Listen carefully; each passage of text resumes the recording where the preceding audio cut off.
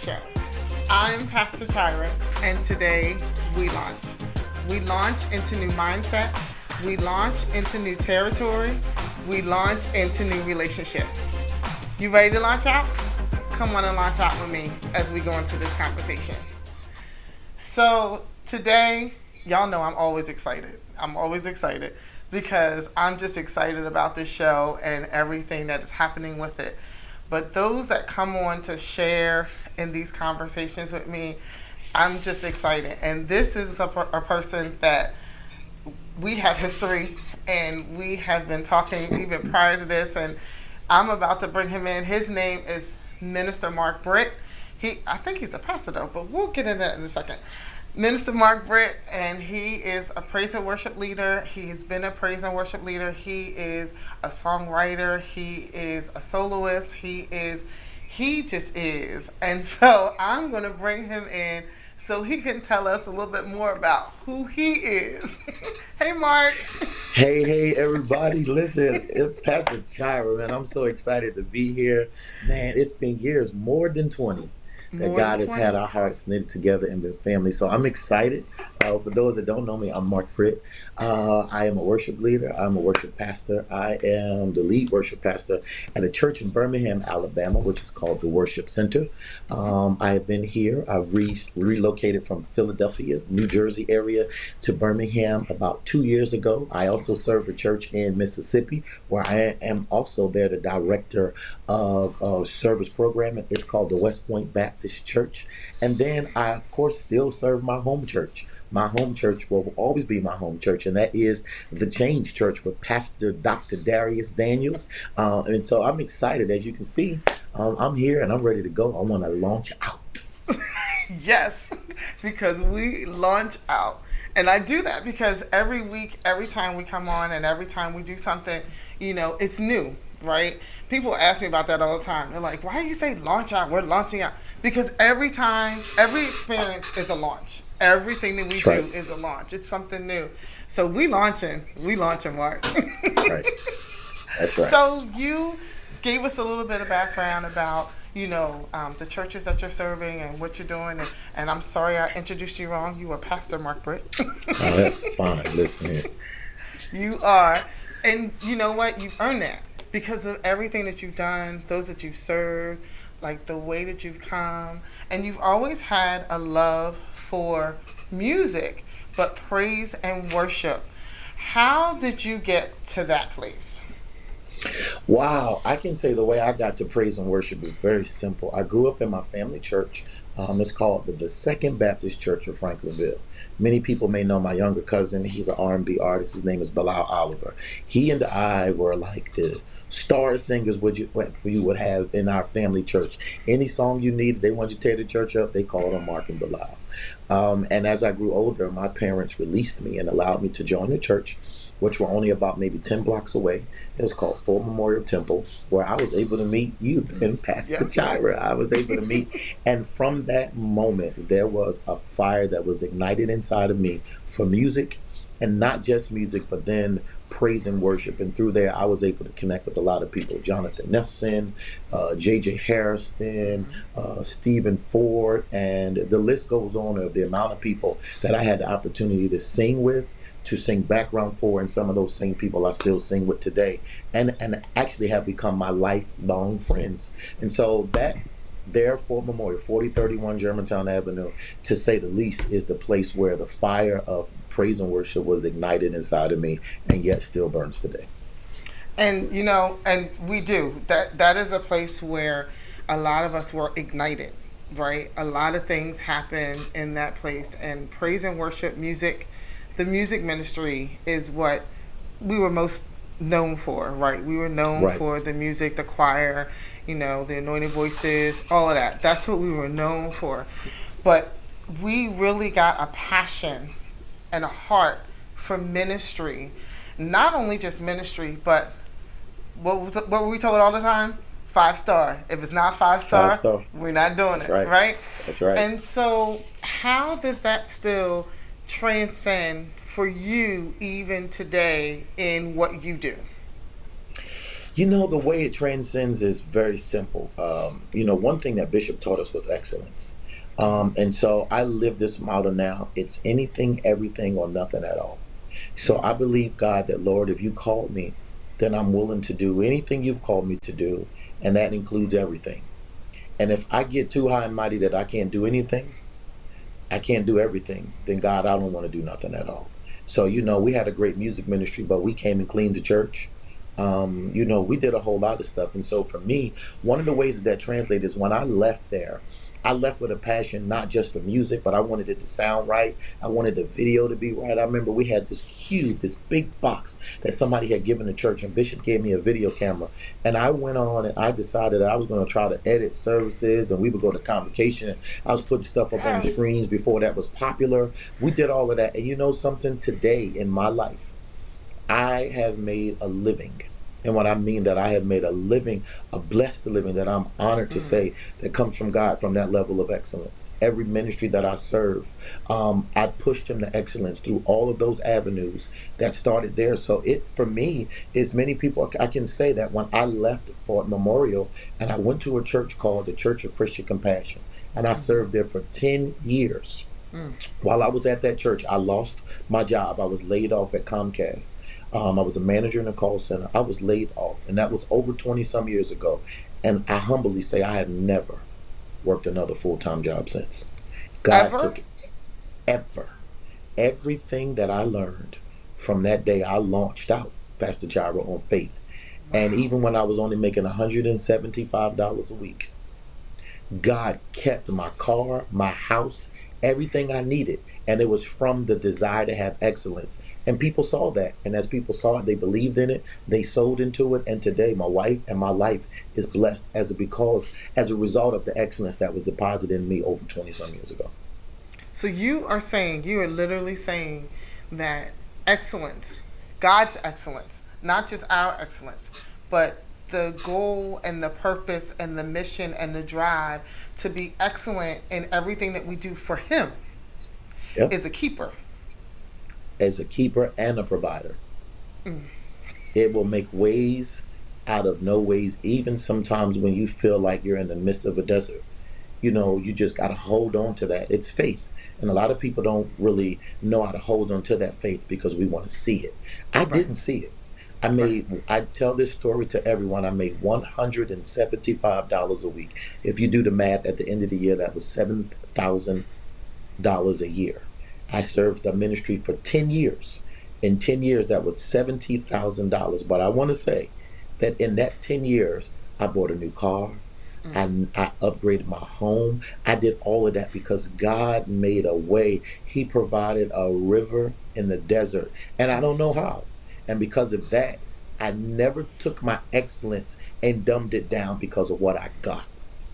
I gave God my excellence because I knew that's what was required. And I knew that he would make the best. And I knew he would make it up.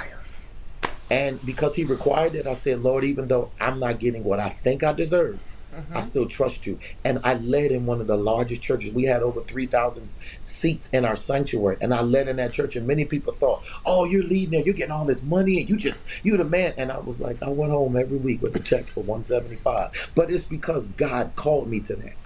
Right. And when he called you to something, he will make provision even when other people don't see it. And when I didn't think those people would believe in what was in me, God called me out. And when the Lord called me out of there, I went to a place where I said to them, I don't know what to do. They said, we'll pay you $800 a week, even if you're not here.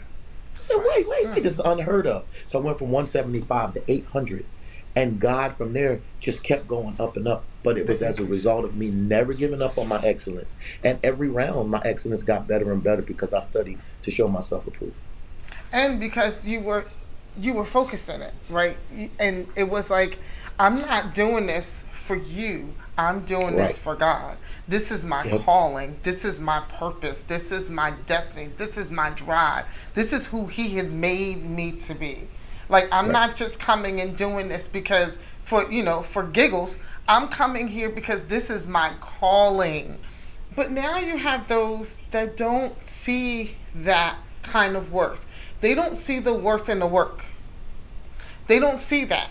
Like they're coming in and they want that 8, and you just finish your classes.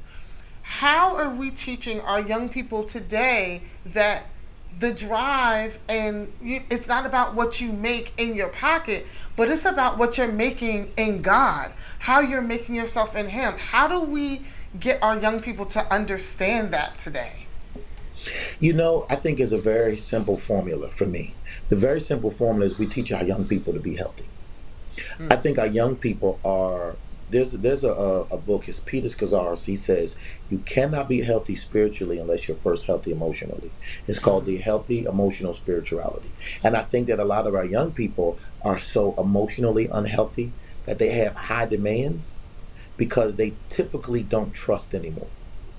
Our church from the past has let us down in ways that here in the future we no longer believe in the respect factor. The respect factor for leadership has been lost. Yes. And sometimes when we look certain places, we see that. And so what I teach young people first is before you even venture out, you got to get healthy in your emotions so that your spiritual life can be healthy. Because your spiritual life won't be healthy if your emotional life is unhealthy. If you're working on and hurt from uncle, dad, pastor, minister, deacon, then when you come to the person that is healthy, you inflict on them the pain of your past. And they don't understand it. So now here's a relationship that cannot be forged properly because you're still holding on to some emotional baggage that you haven't healed from. And so now you walk in, they say, hey, we want you to wear certain things. I'm not wearing nothing. You musicians walk in smelling like weed. They don't even care no more. They just like, give me my money. Let me do what I need to do and get out of here. But that is ultimately translated as a disrespect to God. But unfortunately, God is getting disrespected in the process because we can't be emotionally healthy Christians because we are emotionally unhealthy human beings. Because we're not being taught that anymore. To your point, Right. like we're not. So our leaders are unhealthy because we have our stuff, like you said, and what we don't understand is that when we get up and we present ourselves, right, everything that we present, it comes out, and they're Right. getting that. They're getting that, Yep. and it's Yep. latching on to them, and we don't understand what the meaning of leadership really is. And when we get up and we're presented before the people and everything that's going out, like you're so right. We have to be healthy. And if we're not healthy, we're giving our unhealthiness to everybody else. Pastor, the saying is this. The saying is this. Hurt people hurt people. Yep. And so if you're hurt, you can't lead somebody to freedom because all you do is lead them to the place that you're most familiar with, and that is a hurt place. Yep. And it's a hurt place. And that's not the place that we're supposed to be leading to. That's not the place Absolutely. that any of us want to be at. Like we're supposed to be trying to get to the place of healing and not staying in the place of hurt. But That's we're right. so comfortable in the place of hurt that we're transcending the place of hurt to other people so that we can all be comfortable on this island of hurt. Can we get off Yes. that island, please? Yes. Can And we come God off? is the only one. God is the one that can perform that miracle because some graves that we dig for ourselves, the only way we can get out of it is through a miracle. That's There's a it. woman in the Bible, she was 90-some years old when she had a baby. It was divine, it was a miracle. And God can do that, but you have to be able to go to God and admit to God that this is where I am. And the only way you can find that out is if you become aware. Sometimes we got to put down the microphones, we got to turn off the lights, we got to Yes. come out the pulpit, we got to Yes. get out the big chairs, and we got to sit down in front of God and say, God, here's all of me. Now show me so that Yes. what I need fixed in me can be fixed before I go back in front of the lights, before I go back to the pulpit, before I pick up the microphone, because if not, I'm only going to lead people to a place that you don't desire them to be. And heretofore now our church can't love the way our church needs to love because so many of us have been hurting people for so long that we have no belief in the church. And so what do we believe in? We believe in the weed. We believe in the drinking. We Yeah. believe in the partying because those people out in the world embrace us differently than what the church does. And so that's why I say hurt people. And that's from the pastor all the way down to the mean usher at the front door that won't let you in. Hurt people. And here we are today. I'm asking God, and what I tell people all over is make sure you're healthy. Before you lead, make sure you're not bleeding. That's Because right. if you lead and bleed, nobody likes blood, Pastor. Nobody likes blood. If I were in your presence and said, hey, I'm bleeding, let me smear this on you, you would be like, oh, no. But that's what we do as leaders. We Yeah. put our blood on people without their permission. And then when we put it on them without their permission, they're looking like, well, now this on me. I got to get this off of me and put it on somebody else Somebody because I else. no longer want it. So that's why I hurt people, hurt Hurt people. people. Yep. Pastor Mark, this conversation is phenomenal, but we need to go to a quick commercial break. So we're going to stop right here real quick, and we're going to go to a commercial break, and we will be right back.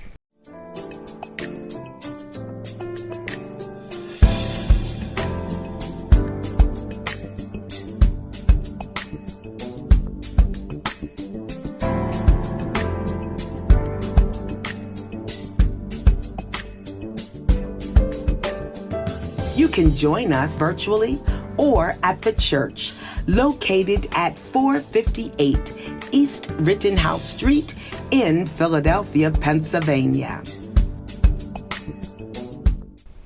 We're back, and we are continuing our conversation with Pastor Marc Britt, and we, as you can see, we are in it.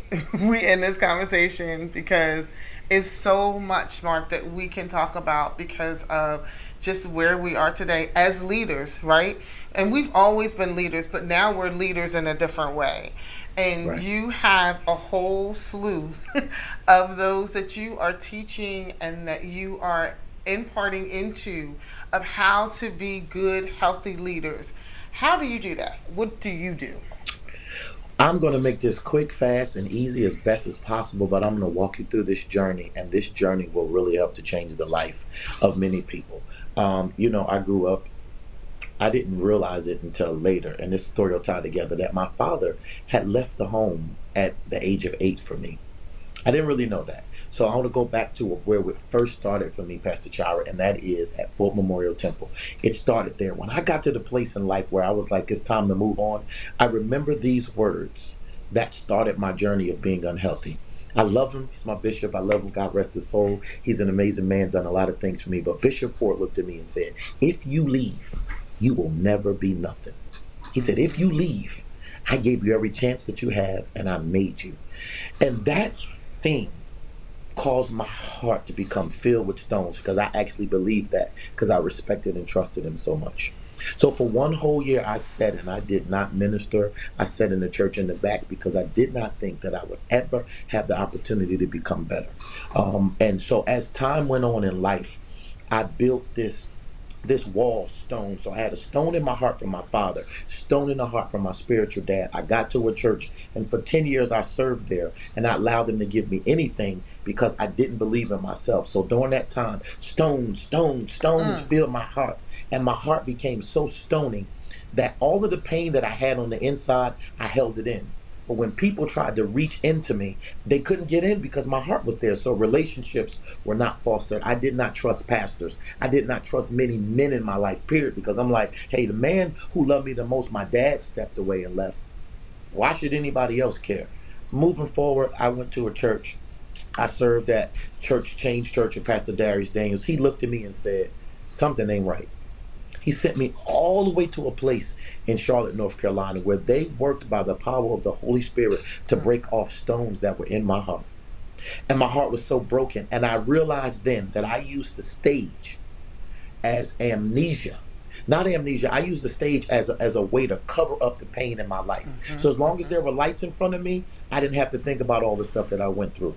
As long as I had a crowd saying, sing, sing, sing, I didn't think about that. But the Lord took that stuff away from me and said, it's time to heal. Not in the process of my healing, I had to go all the way back. The Lord gave me a word and said, do the work. I went to my father at 40 years old and said, I forgive you for everything. My father had been a substance abuser.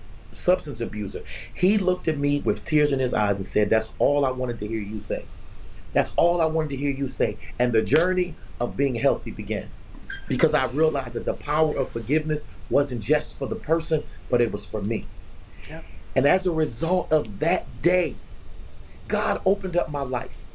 And when the Lord opened up my life to start allowing relationships to be fostered and changed my perspective on the stage, I was no longer on the stage for people to make me feel good, but I was on the stage to lead people to a place of freedom because I now knew what freedom felt like.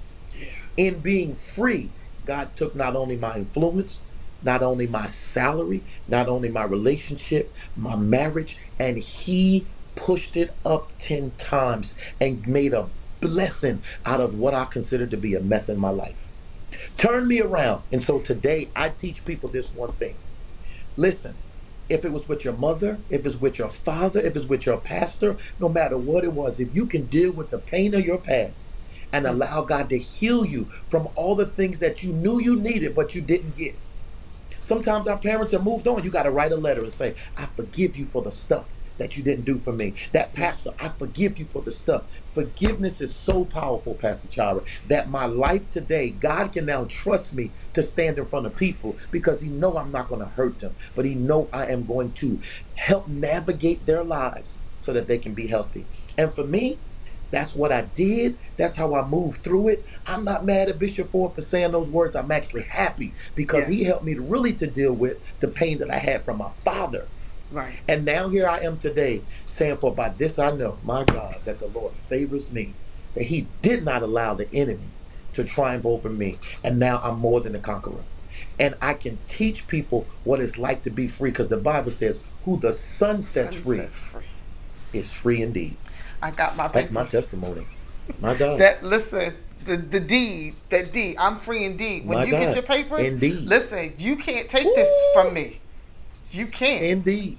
I got it. My God. That's so So good. listen, Indeed. I have a similar story, and it's so true because where the words were meant to hurt and to hinder, we actually turned them around and made them to heal and to halt us, to exalt us and push us to the place and the places that we are now and that we're still going to. Pastor Chira, here's the thing that I believe and I know for a fact is that you cannot obtain what's in your future if you're obsessed with what you left in the past. That's right. You can't. And sometimes the past has the ability, it's called setbacks. The enemy likes to use setbacks to mess with our mind. Mm-hmm. And what the enemy does is he wants your heart. And one of the ways he can get your heart, you know, people that don't have a good heart, they have no energy. Yes. People that don't have a good heart, they can't breathe right, they can't walk long, they can't do stuff. And so what the enemy does is the enemy wants to take away our energy, because in taking away our energy, he's attacking our heart. And a lot of times we cannot get to where we need to because the enemy has taken away our energy to do the thing that God has equipped us to do. And sometimes it's one thing to be educated on what it is that God wants you to do, but it's another thing to not have the energy to do it. Right. And that's the worst thing in the world, is to know that I can drive, but I don't have the energy to drive. I don't have the energy. And you're like, Lord, just give me the energy, because if you let me get beyond that wheel, I won't let you down. And that's when you got to say, God, I need you to give me the strength and the ability to see what it is that's taking away my strength. I'm done because I'll take over your show. Oh, my God, I feel good. No, we good, and we are way past time. We haven't talked about your song. We haven't talked about your book. Like, you have so much. Like, you released a song in regards to this stuff right here, right? And you wrote a book. Tell us a little bit about that. My hope is built on nothing less than Jesus' blood and righteousness. It's called Cornerstone. Everybody knows that. You see that in the hymn book. You read it. The Lord allowed me to be in a season of my life in transition. And what I did was I sat in a staff meeting and I took notes. And I began to walk out the process of my healing. And the chief cornerstone is the foundation in which you stand on. And when you stand on that, listen, there's nothing that you cannot do when you have a strong foundation. So I wrote a song. It's out. I'm getting ready to release some more music real soon. But even in the process of what I went through, I didn't release music because I was still hurt. And I got afraid to release an album because some things that happened, we can talk about on another show, that happened in my life. So I went back into my hole and I just kept leading worship. But one day God allowed me to release a song. It's a cover. It's called Cornerstone. You guys can find it on Google, Amazon, Apple Music. And then in the midst of that, the same day that I released that song, I released the book. People can reach out to me if you want to get it. I released a book. It's called Cornerstone. It's called the 21 Practical Ways to Endure Your Storm. I was so excited to see my name at the bottom of a book, to know that, there were things that I knew that I could conquer. And what I did was, this is a devotional. You can read this book and do it every day. And it talks about principles, 1 through 21. Let your feet do the talking. Principle 4, protect your peace, keep your favor. Principle number 3, teach me to be teachable. I wrote this thing, and I wanted to walk people. It says take 21 days to form a habit. Yes, it does. And I wanted to teach people how to be able to endure your storm in 21 days, because your storms come through many different ways. So there you have it. I have a book. I have a song. I have some new music that's going to be coming out this year. I'm actually going to do a record, y'all. I did a record. Some stuff happened, but I'm going to do a record, y'all, this year. And I'm believing God for so much more for me, my life, and my wife. And I'm just glad about it. Oh, I'm so excited. So you're coming back, right? You know you're coming back. I'm ready to come back. Because we have to. Because we haven't even touched on this healing conversation. And I think that it honestly is a journey that a lot of us need to continue to go through, because even if you're on a journey of healing, you don't stop it. Like, you are always on that journey to get to the next place, right? Yes, we get from our past, but there are still things in our present that hurt us, right? And we don't continue to hold those things in. We have to be in a continual place of healing and allowing God to do what he needs to do in each and every one of us, to not let those stones build up on our heart, right? Pastor Mark, Yes, I so love you. I appreciate you. I thank you for joining me on the Pastor Chira Show today. And we're not done. We're not done. So, and you'll be back. You will be back. Thank you for having me. It's so good to see you, and I love you. Thank you. I love you. So, we have done another episode of the Pastor Chira Show. I pray that each and every one of you are blessed by this healing process, the starting of the healing process, because we all need to go through healing. We all have to heal, and we cannot continue to do things and bleed on people and expect them to be okay. It's not okay. It's not okay. So start your process today, because I started mine. God bless you. Until next week, I'll see you then.